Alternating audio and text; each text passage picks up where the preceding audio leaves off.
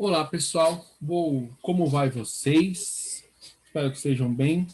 Vamos dar início aqui à nossa segunda gravação do nosso segundo vídeo do LDA, tá? Do conteúdo de eletrólise ígnea e aquosa, beleza? Bom, vamos iniciar a partir do exercício 8, porque do 1 ao 7 foi respondido no vídeo anterior, tá?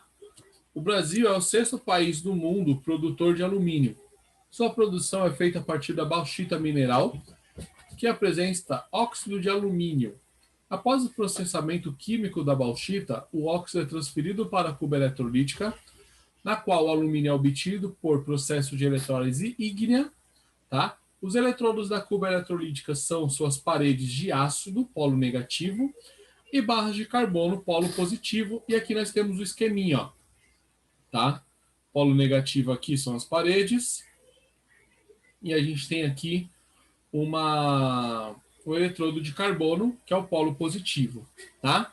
O processo ocorre em alta temperatura, de forma que o óxido se funde e seus íons dissociam.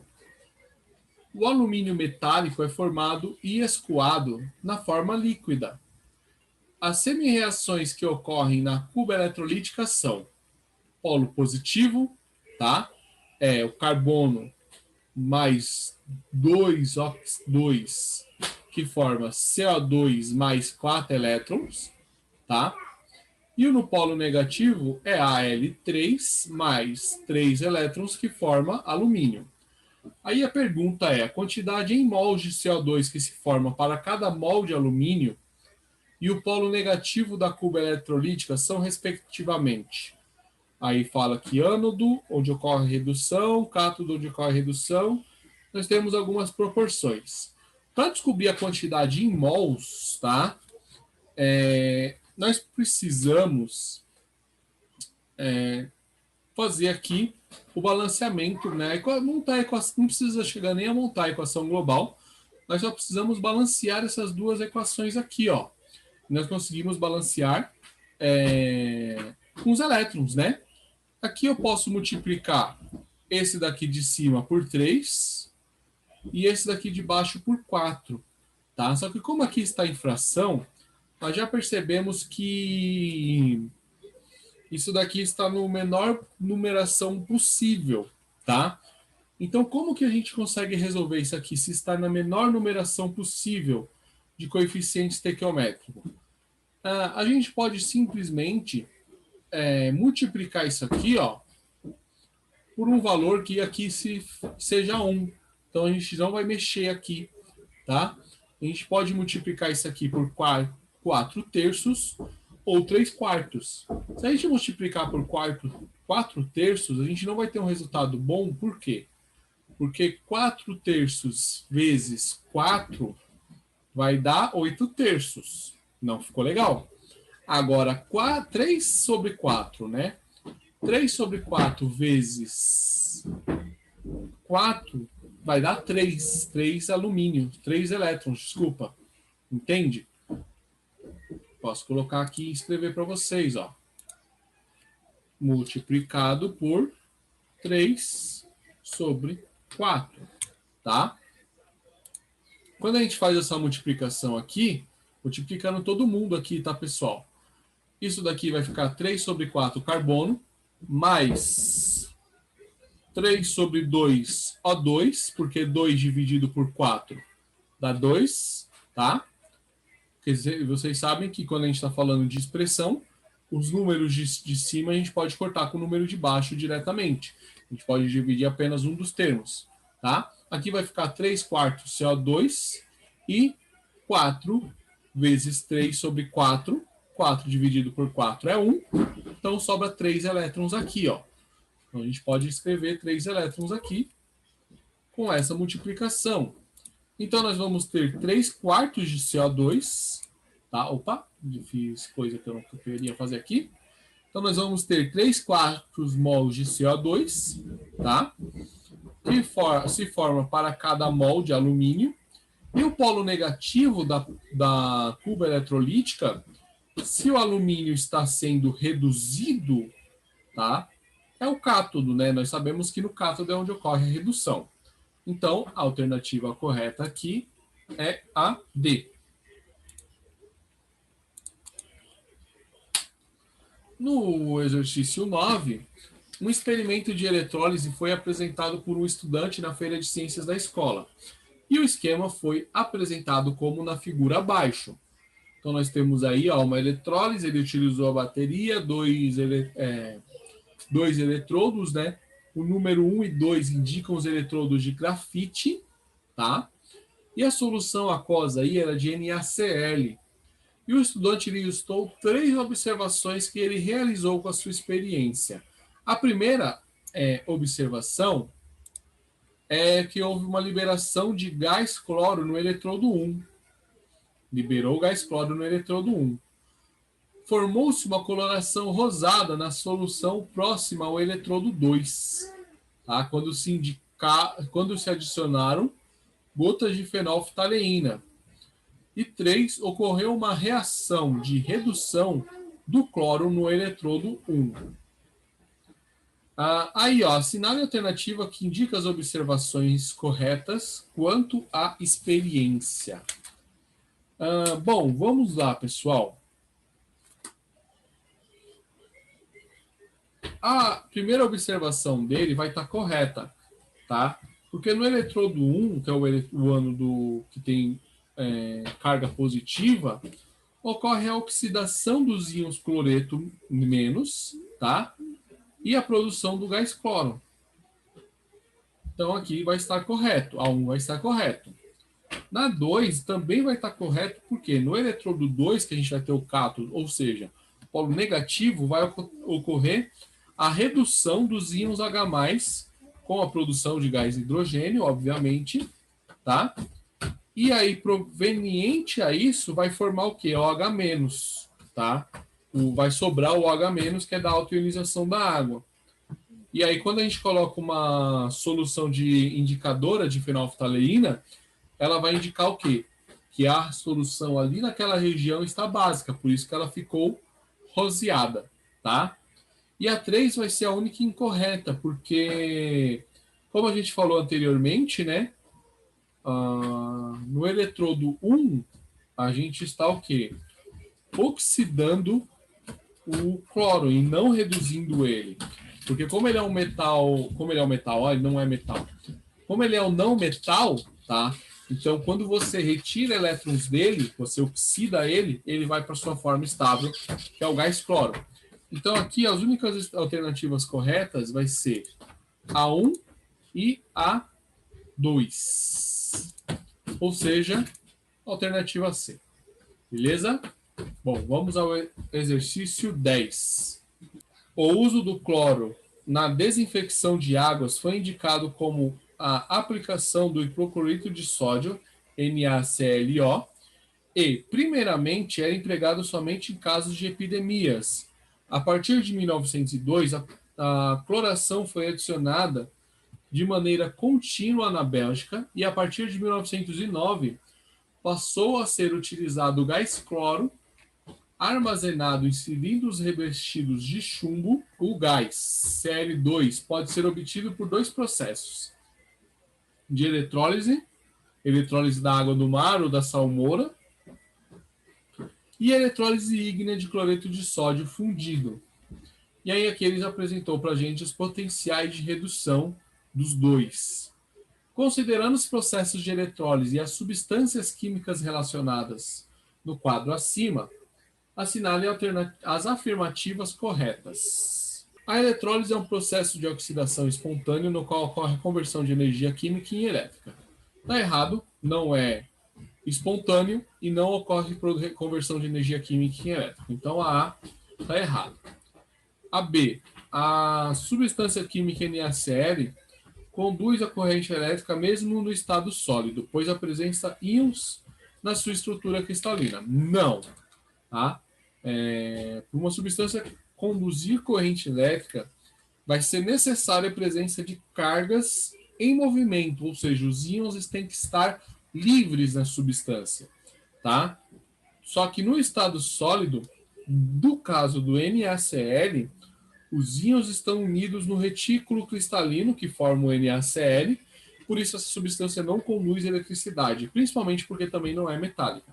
A decomposição do cloreto de sódio é um processo espontâneo e a sua reação pode ser descrita como NaCl, 2Na, Cl2. Não é espontâneo, tá? O potencial de padrão de redução dele é menor do que zero, então esquece. É menor do que zero. Para o preparo de 1 litro de solução de NaClO com concentração em quantidade de matéria de 6 mol litro, devem ser dissolvidos 4,46 gramas deste soluto. Também não, né? Porque 1 mol tem 74,5 gramas, tá? Se você fizer uma regra de 3, você vai chegar no valor de 47,7 gramas, tá? Então, esse valor aqui está errado, tá bom? No processo de eletrólise do NaCl, ocorre a redução no compartimento do cátodo, sendo este ligado ao polo negativo. Essa daqui está correta, tá?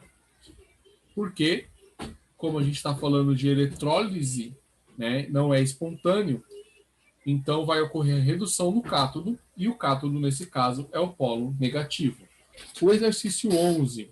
O silício metalúrgico purificado até atingir 99,9% de pureza é conhecido como silício eletrônico. Quando cortado em fatias finas, recobertas com cobre por um processo eletrolítico e montados de maneira interconectada, o silício eletrônico transforma-se em microchips. Isso aqui basicamente é a construção de um microchip, tá, pessoal? Que revolucionou toda a eletrônica. A figura reproduz uma das últimas etapas da preparação de um microchip. As fatias de silício são colocadas numa solução de sulfato de cobre. Neste processo, os íons de cobre deslocam-se para a superfície da fatia do cátodo, aumentando a sua condutividade elétrica.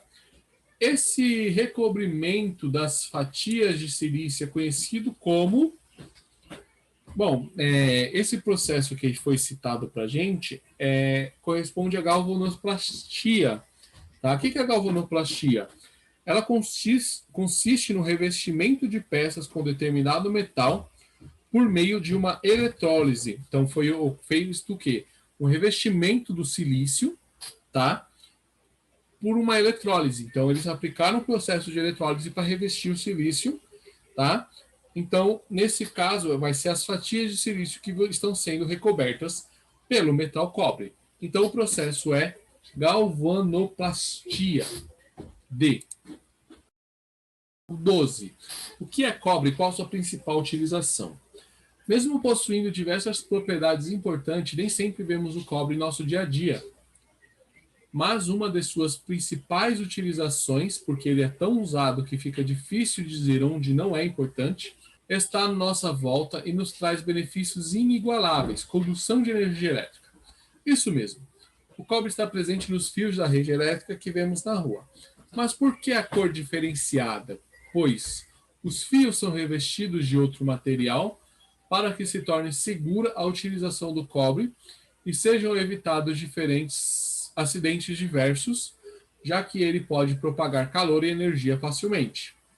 Aí, o cobre usado para a fabricação de fios elétricos deve ter uma pureza muito elevada, pois a presença de impurezas pode diminuir significativamente sua capacidade para a condução de corrente elétrica.